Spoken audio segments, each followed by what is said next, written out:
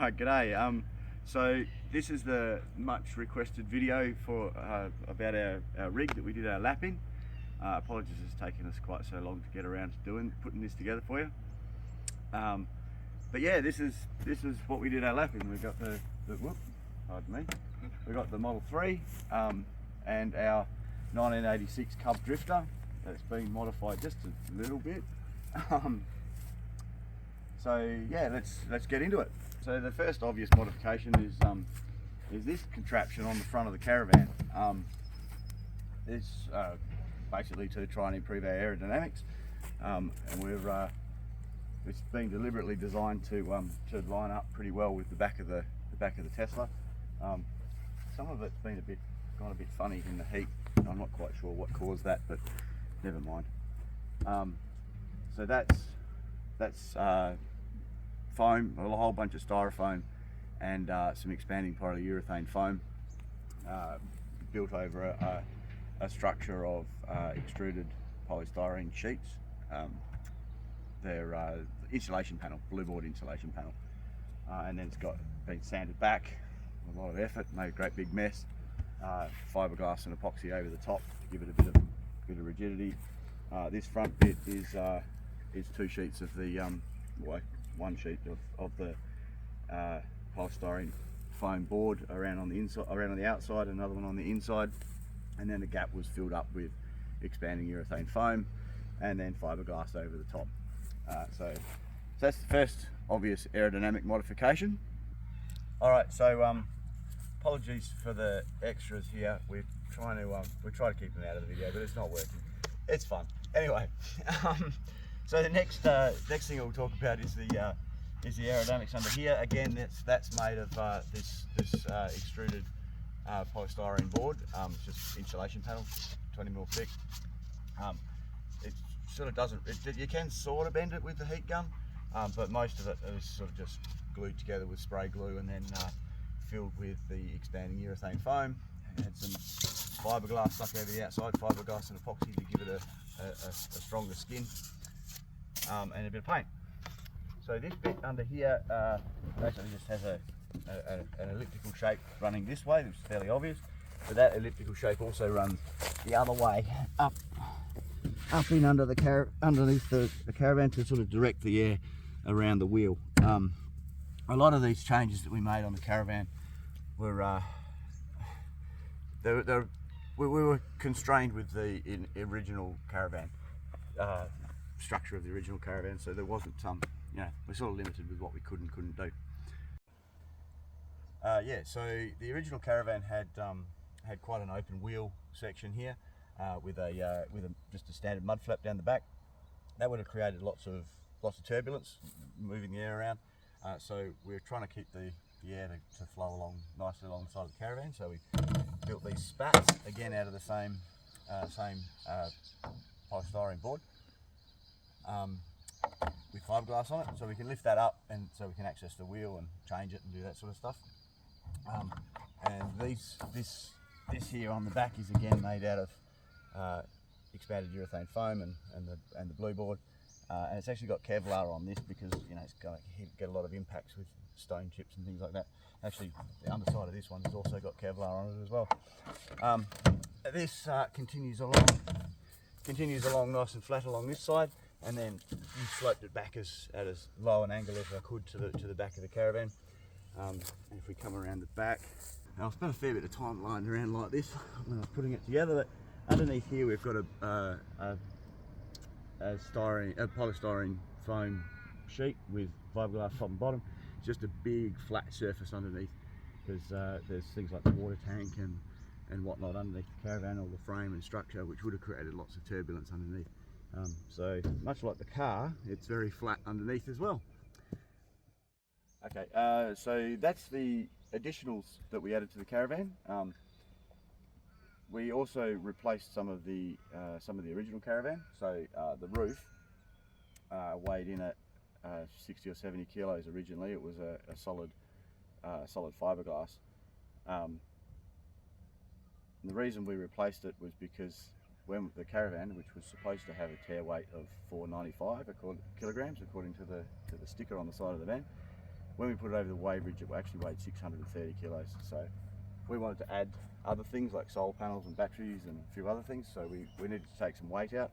So we basically rebuilt the roof exactly the same as the original roof, but out of the polystyrene foam with fiberglass on it. Last thing to talk about at the back here is probably the reversing camera.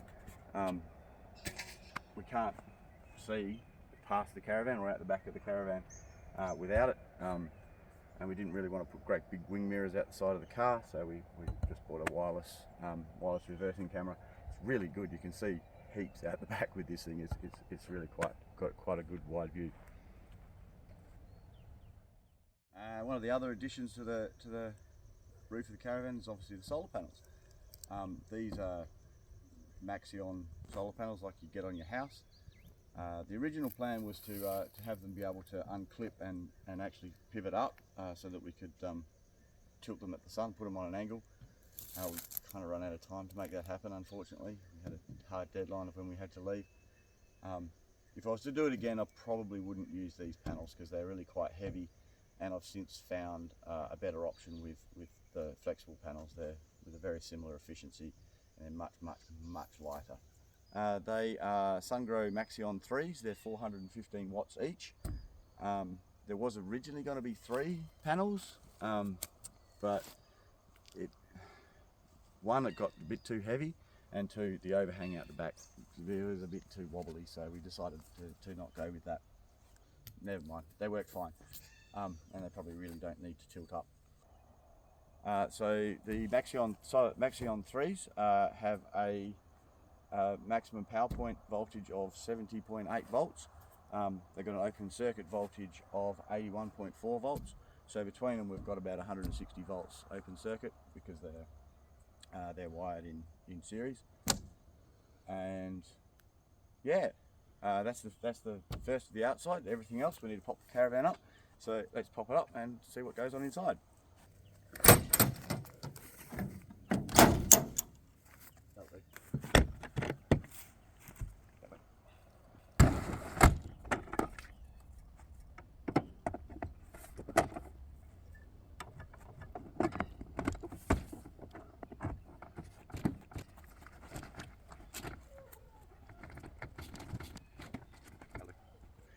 Yeah, so with the addition of the aero on the front, it meant that we couldn't operate the standard what do you call it, handle for the jockey wheel.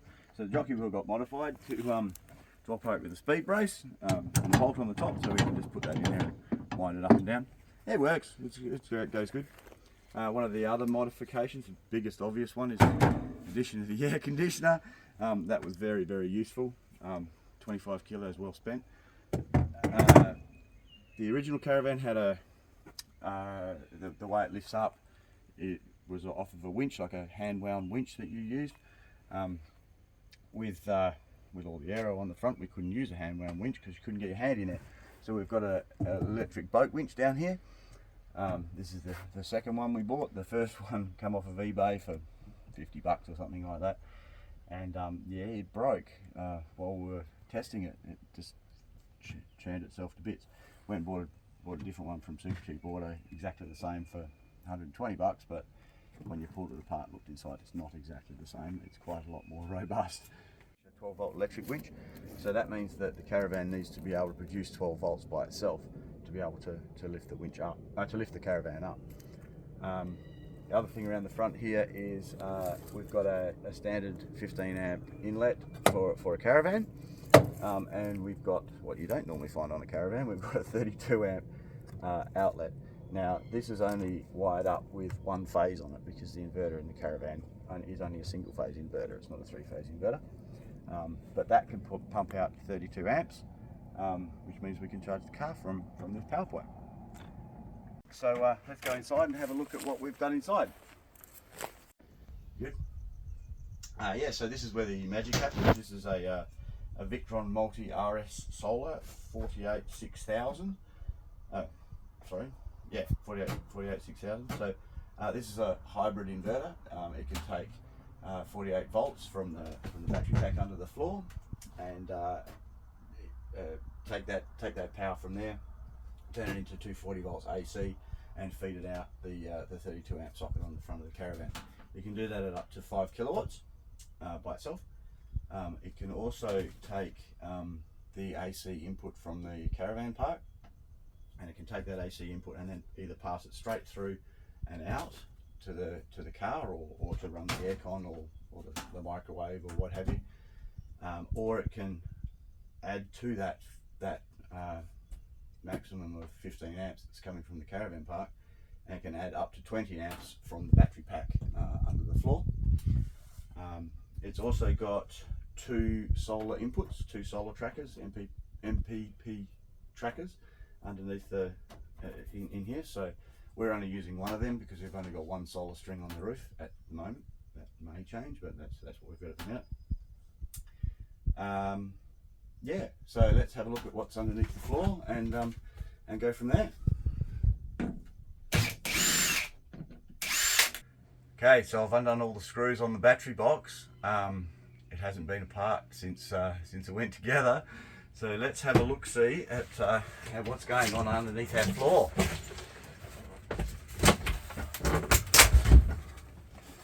So nice and sealed, that's good. So under here, well, first thing to note, we've got the battery box lid. This is again made of the same styrofoam that we had the rest of the caravan made of, with fiberglass, and in these recesses, and to make these bits a bit stronger, we've got quite a lot of carbon fiber in there to keep things nice and strong. Yeah, so one of the other modifications we made to the caravan was we pulled the original floor out, which was made of quite a heavy marine ply, and we replaced it with a new floor made of the same foam, same glue board, with fiberglass on it, and some bits of carbon fiber strips where we needed to. That was partially to take some weight out of the van, and it was also to make it easier to mount our battery pack underneath the floor. So the batteries under here, we've got 16 320 amp hour lithium iron phosphate cells, which I bought from a guy I found on eBay. I actually ended up speaking to him directly. He's based in Melbourne, I think it is. So there's 16 of those wired up in series. The actual order that they go in is a little bit, it seems a little bit higgledy-piggledy, but it was trust me, it actually works out fairly nicely. So each one of these here, like this section here, that produces a 12 volt nominal 12 volt output, and each one of those is wired to the next one with these fairly chunky cables going through. Each one of those is mounted in with strapped down with what's that stuff called? Balsa wood. Balsa wood, thank you. Right, with a carbon fibre top and bottom on them to give them a bit of strength, and that's appears to have kept them fairly well solidly located. And the other thing we've got going on in here is all of these. These are the sensor wires. So from the minus side of the battery pack, which is at number 1 here, there is a black wire. Here we go, running to the BMS. All of these wires, the reason there's little loops and so forth, is because all of these wires are exactly the same length, so that they've got the same voltage drop across them, so that the BMS can actually sense the proper voltage, the true voltage at each cell. Yeah, so the BMS in here, he has a Bluetooth Duvalaki on him. I think that's the technical term for it. From that I can access the app on my phone, and I can see what's going on with the battery pack. I can actually see the individual voltages on each cell and how out of balance they are, or not out of balance, as the case may be. And the BMS can actually balance those cells so that they're all at the same level of charge, or at the top balance. The sizing of the cells, that was a little bit random. I happen to have these cells as part of my home off-grid setup, so that's why they're that big. So the inverter also has a Bluetooth connection to it as well, so we can actually log into the inverter and change a bunch of settings in there and see what state of charge the battery pack's at, how many amps are coming in and out, and where from and to. So we've got two ways we can see the status of what's going on in the battery pack. The first one is we can jump into the BMS, the little red box in there. That allows me to log into via Bluetooth to the batteries, so I don't actually have to be in the caravan. I've just got to be nearby. And once I'm in there, I can, if I can remember how to use it, stick in a password, and I can see the status of not only the state of charge of the battery pack, but I can actually see the status of each individual cell and the voltages on each one of those live. Okay, and the other app that we can use is to see what's going on in the caravan is the Victron app. And in Caravan Park you can see quite a lot of other people's Victron devices. They're quite popular with caravanners. Those blue boxes have got quite a good reputation. But yeah, so once I'm in that app, I can see where the power's coming from and going to. At the moment we are not connected to the grid, so there's 0 watts coming in from the grid. We can see that we've got 10 watts of solar coming in. It's really quite overcast today and it's fairly late in the afternoon. And we've got 54 watts going out, which is presumably running the fridge, and that's drawing that power from the battery. So let's plug it in and see what happens when we do that. Yeah, so when we plug the caravan into the grid, the first thing that's got to happen, I'll just line it up. The first thing that's got to happen is that the inverter in there needs to synchronise so that it's in the same phase as the grid. And if we listen, it'll click when it's got itself into sync, so everything's all happening. And as soon as that happens, it starts, or it is starting. I've got this configured at the moment to charge from the grid, so it's starting to pull power from the grid to charge the battery pack, because our state of charge is only 86%. That's because yesterday we drove to Kojonup, Katanning, and there was no charge point available in Katanning, so while we caught up with family, we plugged the car into the caravan. Why not? So one of the more unique features about our caravan is obviously the sheer size of the battery pack, which is, I was saying, each cell's 320 amp hours.